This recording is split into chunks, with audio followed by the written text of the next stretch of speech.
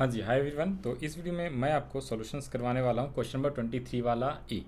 23 का ए पार्ट 23 पर ऑलरेडी हमने सॉल्व किया हुआ, 23 ए है, 23 बी है। तो इन सब क्वेश्चंस का सॉल्यूशंस के बाद वाले क्वेश्चन का सॉल्यूशंस करवाएंगे इस वीडियो में। इसके पहले जितने भी क्वेश्चन है अप टू 22 वो सारे क्वेश्चन मैंने ऑलरेडी सॉल्व कराए हुए हैं। उसका लिंक आपको डिस्क्रिप्शन में मिल जाएगा, वहाँ से जाके आप सॉल्यूशंस देख सकते हैं।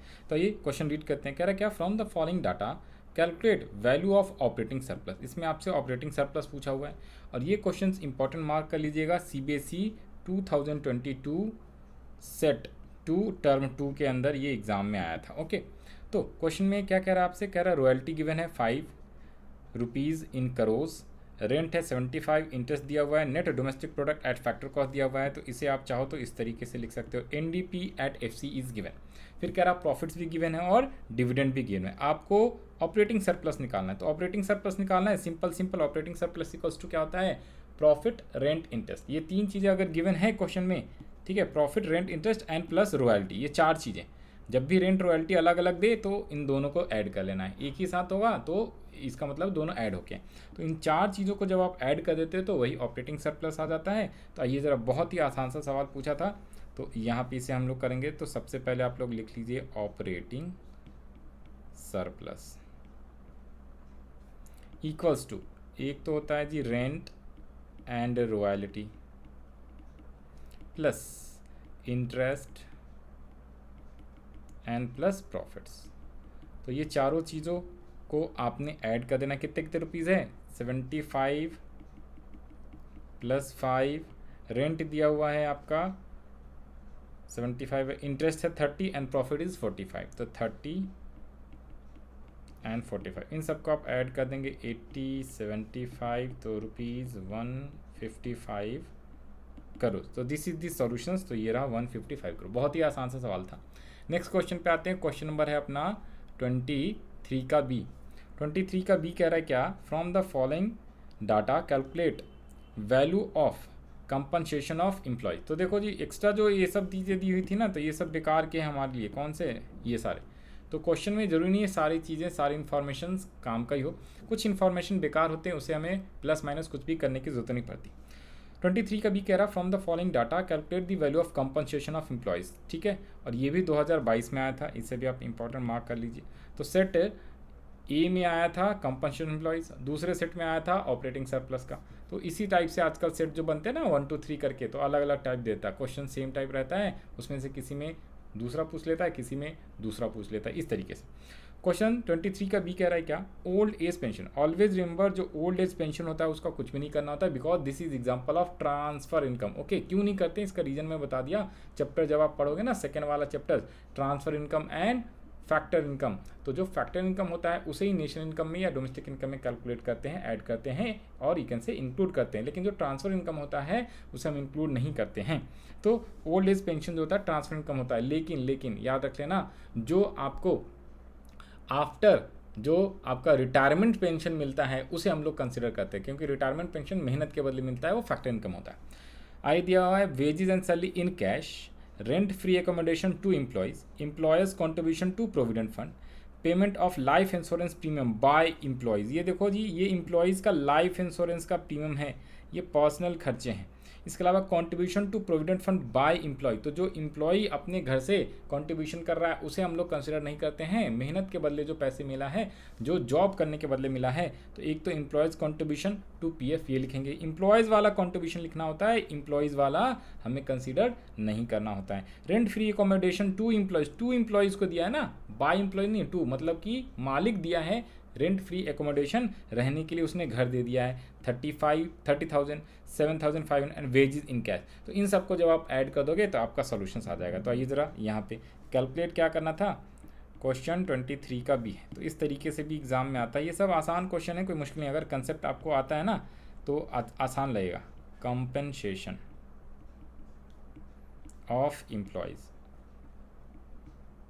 शॉर्ट में इसको COE कहते हैं। तो compensation of employees equals to, आप क्या क्या चीज़ें लिख लोगे, एक तो लिख लोगे वेजेस एंड सैलरी, ठीक है, प्लस जो एम्प्लॉयर्स का कंट्रीब्यूशन है, ER contribution towards PF provident fund को पीएफ भी कहते हैं इन शॉर्ट, मैं शॉर्ट में लिख दे रहा हूँ, ठीक है।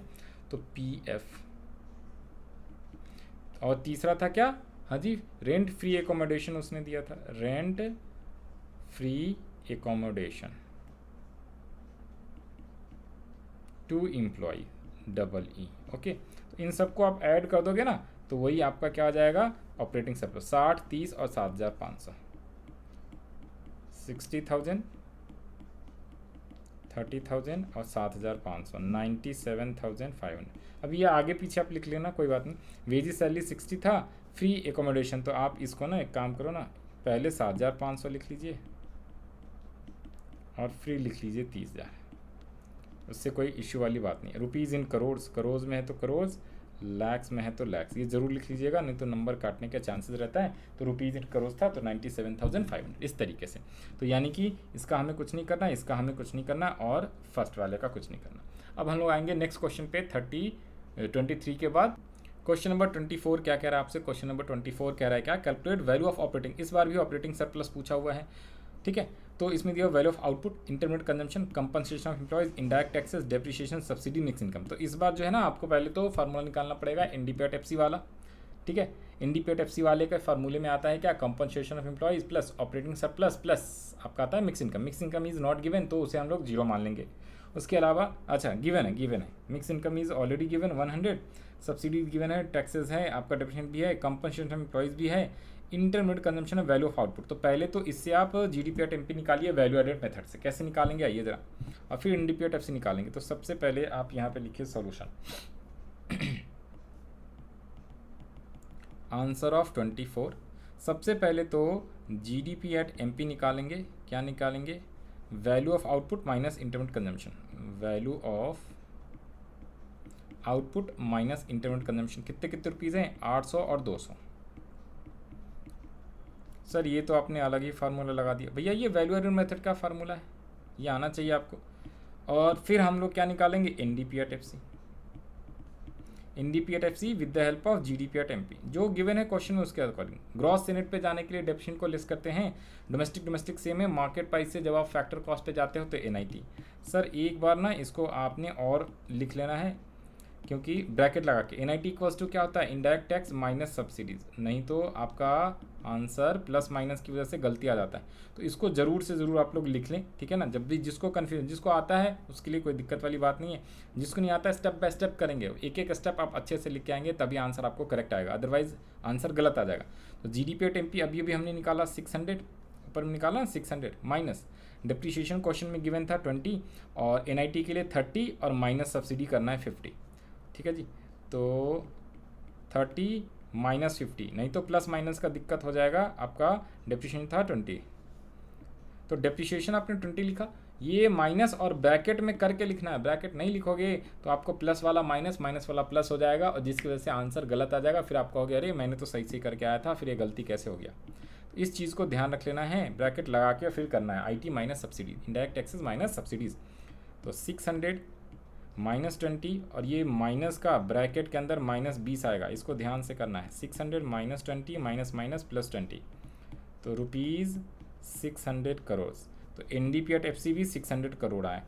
अब आपको क्या करना है, दोबारा से एनडीपीएट एफसी का फार्मूला लिखना है। क्या लिखना है सर, क्यों सर क्यों, एनडीपीएट एफसी का दोबारा से फार्मूला कौन सा वाला लिखोगे, एक तो इनकम मेथड वाला लिखोगे, compensation of employees plus operating surplus plus mix income, ये वाला फार्मूला लिखेंगे। और इसमें हमने एनडीपीएट एफसी ऑलरेडी निकाल लिया यहाँ पे, ये एनडीपीएट एफसी इक्वल्स टू, ये तो 600 है, तो 600 यहाँ पे इस तरफ में लिख देना है left hand side. Compensation of employees और mix income is given, mix income 100, compensation of employees दिया हुआ है 200, तो इसे आप लोग यहाँ पे लिख लोगे 200 plus operating surplus plus mix income है 100, तो ये 200 प्लस ये 300 प्लस ऑपरेटिंग सरप्लस आ गया और इधर पे 600 है। अब हम लोग क्या करेंगे, 600 minus 300 equals to operating surplus, left hand से राइट हैंड लेके आ गए हम लोग, ठीक है ना, और इधर से राइट हैंड से लेफ्ट हैंड। तो ये राइट हैंड में 300 था, इसे इधर लाएंगे तो ये माइनस का हो जाएगा, तो यहाँ पे आ गया 300 equals to operating surplus, hence operating surplus equals to rupees 300 crore. ये लास्ट में इस तरीके से आपको लिख देना है, आप आंसर यहाँ से वेरीफाई करा सकते हो, ठीक है। तो ये है आपका क्वेश्चन नंबर 24। अब हम लोग बढ़ेंगे नेक्स्ट क्वेश्चन नंबर 25 पे। तो आज ये क्वेश्चन नंबर 25 क्या कह रहा है आपसे? 25 कह रहा है calculate the operating surplus from the following data CBSE 2022 set a term 2। Okay, 2022 में ना एक्चुअली टर्म 1 टर्म 2 दो बार एग्जाम हुआ था। 2021 में तो कोविड आ गया था, 2020 में भी कोविड आ गया था, लेकिन उस साल इकोनॉमिक्स का पेपर कोविड से पहले हो चुका था ऑलरेडी। तो 2022 में ना न्यू टाइप का एग्ज़ाम हुआ था, टर्म 1 टर्म 2 करके। तो इसके लिए टर्म 1 और टर्म 2, तो यहाँ पे टर्म 2 में एग्ज़ाम ही आया हुआ है, ठीक है ना, याद रखिएगा। तो कंपनसेशन ऑफ एम्प्लॉयज़ भी दिया हुआ है, इनडायरेक्ट टैक्सेस भी दिया हुआ है, कंजम्पशन ऑफ फिक्स कैपिटल, याद रखिए कंजम्पशन ऑफ फिक्स कैपिटल को ही डेप्रिसिएशन कहते हैं। सब्सिडीज़ भी है जो कि इनडायरेक्ट टैक्स माइनस सब्सिडी करेंगे तो नेट इनडायरेक्ट टैक्सेस आ जाएगा। Gross domestic product factor cost ये ऑलरेडी इसमें दे दिया है, तो इससे सबसे पहले तो आप NDPAT-FC निकालोगे, ठीक है जी। क्यों? क्योंकि NDPAT-FC में ही फार्मूला होता है compensation of employees plus operating surplus plus mix income, और इस बार मिक्स इनकम नहीं दिया हुआ तो उसे जीरो मान लेंगे, तभी जाके ऑपरेटिंग सरप्लस निकाल पाएंगे। तो आइए ज़रा फार्मूला लिख लेते हैं। ये वाला फार्मूला एक यूज़ होगा लास्ट में, और दूसरा चेंज फार्मूला का यूज़ करेंगे हम लोग। ये है आपका आंसर ऑफ क्वेश्चन नंबर 25। तो सबसे पहले तो हमें क्या निकालना है? NDPAT-FC। NDPAT-FC इस वाले से GDP@FC ऑलरेडी गिवन है, GDP@FC गिवन है, तो ग्रॉस से नेट पे जाएंगे तो माइनस का डेप्रिसिएशन, डोमेस्टिक सेम है और फैक्टर कॉस्ट सेम है। तो यहाँ पे आ गया 650, और depreciation is also known as consumption of fix capital, तो 650 माइनस 100, यही था ना, हाँ जी, 650 माइनस 100, तो ये आ गया रुपीज़ का 550 करोड़। फिर अपने को दोबारा से NDPAT-FC वाला फार्मूला लगाना है। कौन सा? ये फार्मूला, बिकॉज इसमें आपको ऑपरेटिंग सरप्लस निकालना है। तो ये हमने यहाँ पे वैल्यू लिख लिया है 550 तो ऑलरेडी हमारा NDPAT-FC आ गया है, और कंपनसेशन ऑफ एम्प्लॉयज़ और मिक्स इनकम गिवन है। देखिए कंपनसेशन ऑफ एम्प्लॉयज़ दिया हुआ है 300, मिक्स इनकम नहीं है तो हम उसे जीरो मान लेंगे, तो ये जीरो है, और ये 300 रुपये दिया हुआ है, और ऑपरेटिंग सरप्लस अपने आप आ जाएगा। तो 550 माइनस 300 राइट हैंड से लेफ्ट हैंड, और ये ऑपरेटिंग सरप्लस, तो hence operating surplus equals to ₹250 crore. तो ये आपका सॉल्यूशंस आ गया। तो इस तरीके से आप 25 का सॉल्यूशंस कैलकुलेट करके आओगे। ओके, तो ये हो गया आपका क्वेश्चन नंबर 25। अब हम लोग आएंगे क्वेश्चन नंबर, ये यहाँ से आप आंसर भी मिला सकते हो, ठीक है। नेक्स्ट आएंगे क्वेश्चन नंबर 26 पे। तो क्वेश्चन नंबर 26 क्या कह रहा है ये जरा, तो this is the last question of today's videos, और इस वाली वीडियो के लिए हम लोग ये लास्ट क्वेश्चन रखेंगे, बिकॉज इसके बाद एक्सपेंडिचर मेथड के ऊपर क्वेश्चन आ जाता है। तो आइए जरा, कह रहा है इसमें भी आपको operating surplus and compensation employ दोनों चीज़ें निकालनी है। तो ये इस क्वेश्चन को कैसे सॉल्व करेंगे? इसमें कह रहा है इंडायरेक्ट टैक्सेस दिया हुआ है, डेप्रिसिएशन है, रॉयल्टी है, प्रॉफिट्स है, सर रेंट एंड रॉयल्टी एक साथ आती है, सब्सिडीज़ भी दिया हुआ है, gross domestic product at market price, इसका मतलब GDP@MP गिवन है आपको, इंटरेस्ट है, रेंट है, net factor income from abroad है, पढ़ लेना ध्यान से, फ्रॉम है या टू अब्रॉड है, कई बार टू दे देता है तो वहाँ पे साइन चेंज करना पड़ जाता है अपने को, ठीक है सर। आइए, तो सबसे पहले GDP@MP के हेल्प से हम लोग NDPAT-FC निकाल लेंगे, ठीक है ना, NDPAT-FC निकाल लेंगे। और क्या क्या है इसमें? आजी एक तो रॉयल्टी दिया हुआ है, प्रॉफिट्स भी दिया हुआ है, इंटरेस्ट दिया हुआ है, रेंट दिया हुआ है, ठीक है। तो interest, rent, royalty and profits, rent, royalty, profits, interest, ये चारों चीज़ें दिया हुआ है, तो ऑपरेटिंग सरप्लस तो इसी से आ जाएगा, ठीक है ना। और फिर जाके कंपनसेशन ऑफ एम्प्लॉयज़ आएगा। तो यहाँ पे आप लोग लिख लीजिए सॉल्यूशंस ऑफ क्वेश्चन नंबर 26। तो सबसे पहले तो ऑपरेटिंग सरप्लस हम लोग निकाल लेंगे। ऑपरेटिंग सरप्लस तो डायरेक्टली आ जाएगा, कैसे कैसे? हम लोग लिखेंगे rent plus royalty plus interest plus profits, इन चार चीज़ों को आप ऐड कर दीजिए। रेंट है 100, रॉयल्टी है आपका 20, 100 plus 20 plus interest and profit, तो इंटरेस्ट दिया हुआ है 50 एंड प्रॉफिट दिया हुआ है 200, तो 50 प्लस 200 तो कितना हो गया? 2 और 3 370 रुपीज़ करोड़ है या लाख, जो हैगा वो लिख लेना है। तो सर करोड़ में था। अब उसके बाद अपने को फार्मूला लगाना है, कौन सा? ये वाला, हाँ जी, NDPAT-FC वाला। अरे रुको सर रुको, पहले तो NDPAT-FC इससे निकालेंगे ना, एक और भी चीज़ दिया हुआ है, NDPAT-FC इससे निकालेंगे पहले तो, चेंज फार्मूले से, राइट, फिर जाके ये फार्मूला हम लोग लगाएंगे। तो पहले तो NDPAT-FC निकालिए, किससे? इस फार्मूले से, NDPAT-FC बराबर GDP@MP दिया हुआ है, FC दिया हुआ है, GDP@MP गिवन है क्वेश्चन में, तो चेंज फार्मूले से ग्रॉस से नेट पे जाएंगे तो डेप्रिशिएशन, डोमेस्टिक से में मार्केट प्राइस से फैक्टर कॉस्ट पे जाते हैं तो एनआईटी करते हैं। तो जीडीपी और एमपी कितना गिवन है सर क्वेश्चन में, ये 1800 है, ठीक है, तो ये हमने लिख लिया है 1800। डेप्रिशिएशन कितना गिवन है सर, कंपनसेशन ऑफ एम्प्लॉइज या डेप्रिशिएशन 200, ये 200 हमने लिख लिया। और always remember net indirect taxes को indirect tax minus subsidies bracket में करके लिखना है, लक्ष्मण रेखा, डायरेक्ट मत लिख देना नहीं तो प्लस माइनस की गलती हो जाएगी। तो इंडायरेक्ट टैक्सेस है 250 एंड सब्सिडीज दिया हुआ है 50, तो इसे लिख लीजिए 250 एंड -50। तो 1800 माइनस 200 माइनस ये माइनस प्लस माइनस ओके, ये भी 200 आएगा। तो जब आप 1800 माइनस 200 करेंगे तो 1400 करोड़ ये आ गया आपका क्या, हाँ जी, ये आ गया एनडीपीएट एफसी। अब दोबारा से हम लोग क्या करेंगे, एनडीपीएट एफसी का फार्मूला ये वाला लगाएंगे, अप्लाई करेंगे, ये वाला लगाएंगे और लेफ्ट हैंड में लिख लेंगे 1400 equals to compensation of employees, तो अपने को चाहिए ऑपरेटिंग सरप्लस हमने ऊपर अभी अभी निकाला था 370, तो यहाँ से हम लोग 370 यहाँ पे लिख लेंगे 370 प्लस मिक्स इनकम। तो मिक्स इनकम कितनी है, देखिए ऑपरेटिंग सरप्लस 370 आया ही था। मिक्स इनकम अपना है क्वेश्चन में गिवन नहीं है, तो मिक्स इनकम नहीं दिया होता है तो हमें जीरो अज्यूम करना होता है।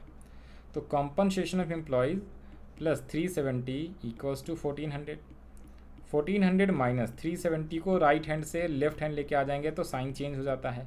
तो compensation of employees equals to 1030, hence compensation of employees बराबर ₹1030 करोड़। तो ये आपका सॉल्यूशंस आ गया, ठीक है, यहाँ से आप आंसर वेरीफाई करा सकते हो। ओके, तो इस तरीके से आपको सॉल्यूशंस करना है, one by one step by step करेंगे। इसके लिए आपको फार्मूला और कंसेप्ट पहले से पता होना चाहिए। अगर आपके पास फार्मूला और कंसेप्ट नहीं पता है तो प्लीज़ कंसेप्चुअल वीडियो आप उसको देखिए 2-3 बार, मैंने ऑलरेडी अपलोड कराया हुआ है, लिंक में आपको मिल जाएगा प्लेलिस्ट में, फिर जाके आप सारे क्वेश्चन सॉल्व करेंगे तो आसानी से आ जाएगा। Okay, bye bye, all the best to all of you.